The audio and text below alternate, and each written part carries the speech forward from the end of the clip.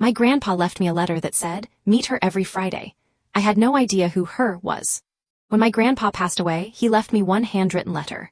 At the bottom, it simply said, "Every Friday at 6 p.m., sit on the third bench in the park. She'll be there."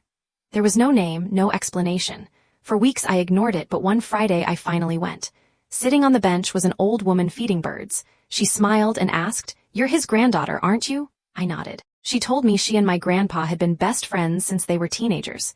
They almost fell in love once, but life took them in different directions. Before he died, he asked her to keep coming to the park because he believed I'd need someone to remind me that life doesn't end after heartbreak. Every Friday, we talked for hours. She told me stories about my grandpa I'd never heard, laughed at my terrible dating life, and always ended with, "The right person will never make you chase them." A few months later, she introduced me to her grandson, who had only agreed to come because she promised him free homemade cookies. We laughed the entire afternoon, exchanged numbers, and started meeting on our own. 2 years later, he proposed under the same tree where our grandparents had first met over 50 years earlier.